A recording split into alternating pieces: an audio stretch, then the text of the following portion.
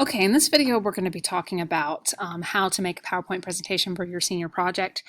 As you know, we are not presenting these to the class in person, but I would like to retain at least some of what the project was intended for and to get some of your visuals in here. So we're going to go through the PowerPoint in here and how it's going to be adapted for what we're using it for. All right, the first slide has your title of your job app and also this down here, your name and senior project in Mentor High School. Now this can be changed to be a header because some people like to do a header on theirs instead of MLA format header, because you can just copy and paste this from your work, and that's fine too. I'm just going to make up a date here.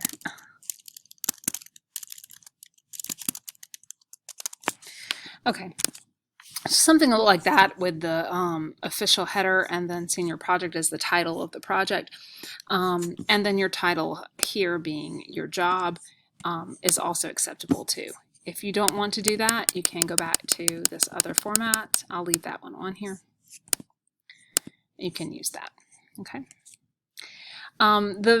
The point of the beginning of the slide is to sort of introduce your topic and to give yourself a little bit about yourself. So this person chose to do a quote.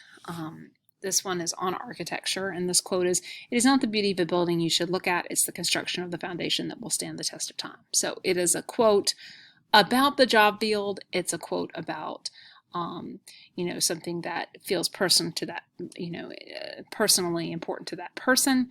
And it's also something that they can explain well when the time comes to present it. You should not just throw a quote in here just to have one and not explain it. It should be something that helps your project out. Okay. Next is some photographs about the person.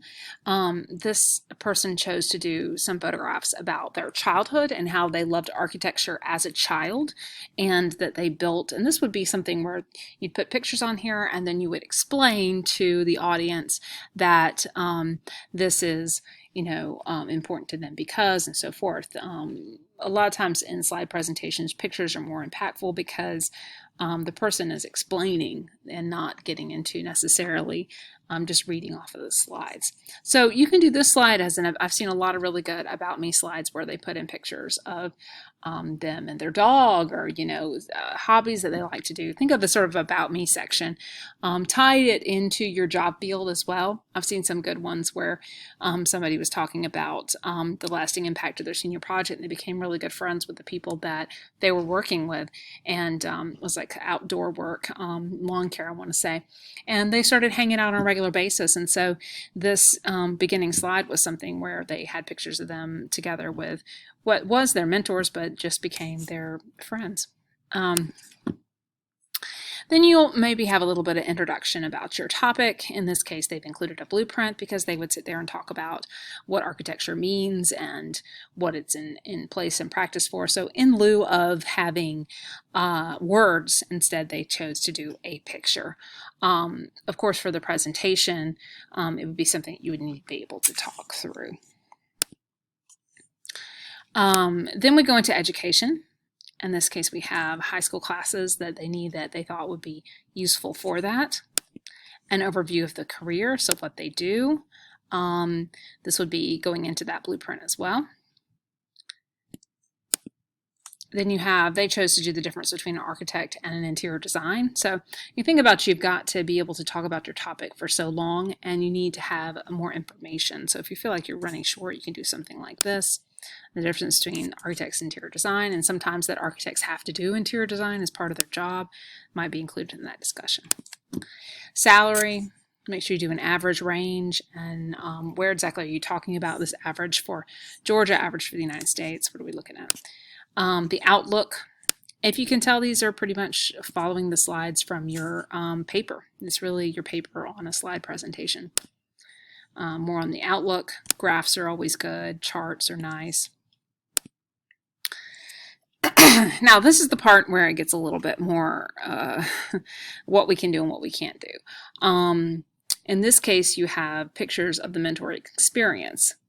Well, That's nice, but some people have not been able to get in touch with their mentor, or they're trying to do their mentor over Zoom or Google Hangouts, and they're trying to get that time in with their mentor that way.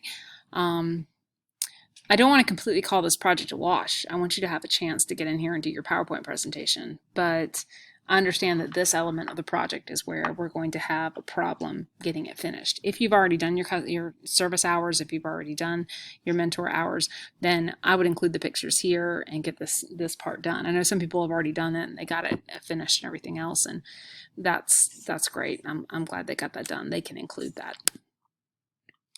All right, and then the product. Remember, the product is something in which you're creating something that reflects that you understand the skills that you learned in your job. So this one, she created a floor plan using AutoCAD and printed 2 examples on large architectural paper so they could go out. This is a very, if you know anything about architecture and using AutoCAD, this is a long, involved process. So to get this out and get this product out would have spent probably a good week of this person's time working on this, especially getting it all printed and stamped and so forth. So you've got a significant amount of work being done for your product. And then community service would be along the hours of the mentor hours if you chose to do community service. They included short-term and long-term goals on here, which was a nice touch. And then finally their works cited page. Okay, so I'd like you to do as much as humanly possible on the part of the project as you can.